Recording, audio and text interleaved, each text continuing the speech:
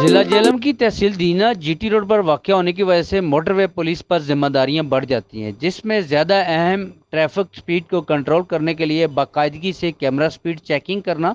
غیر قانونی پارکنگ کو ختم کر کے جی ٹی روڈ پر ٹریفک کی روانی بحال رکھنا اور غیر قانونی جی ٹی روڈ کی کراسنگ کو کنٹرول کرنا۔ موٹر وے پولیس کا ان ذمہ داریوں کو پس پیش ڈالنے کی وجہ سے دینہ شہر کی حدود میں حادثات معمول بن چکے ہیں۔ ایس ایس پی موٹر وے پولیس نے ان ذمہ داریوں کے متعلق احکامات جاری کرنے کے لیے اپنے خیالات کا اظہار K2 ٹی وی سے کچھ یوں کیا۔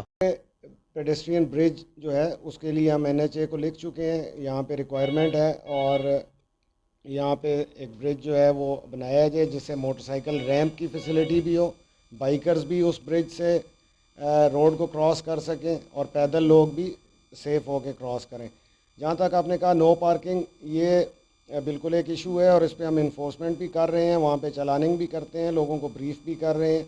کہ اپنی گاڑیاں جو ہیں وہ سروس روڈ یا اس طرف پارک کریں اور اس کو مین کیریج وے ہارڈ شولڈر کے اوپر کھڑا مت کریں۔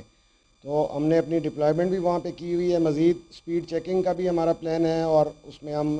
جو ہے 2 دفعہ وہاں پہ ہمارا اسکواڈ جو ہے وہ چیکنگ بھی کرتا ہے اور اس کو ہم مزید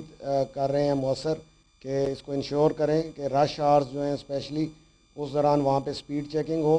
تاکہ کسی قسم کی اوور سپیڈنگ جو ہے اس کی وائلیشن وہاں پہ نہ ہو۔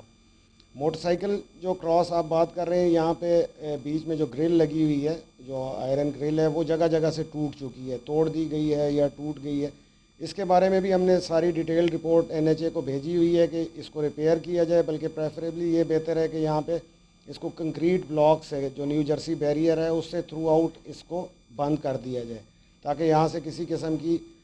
بریکیج کا خطرہ بھی نہ ہو اور یہاں سے کوئی بائکس وغیرہ بھی کراس نہ کر سکیں۔ ایس ایس پی موٹر وے کی یقین دہانی کے دینہ کے مسائل کو جلد از جلد حل کر لیا جائے گا۔ کیمرہ مین ٹیم کے ساتھ Liaquat Ali Mughal, K2 T V, دینہ۔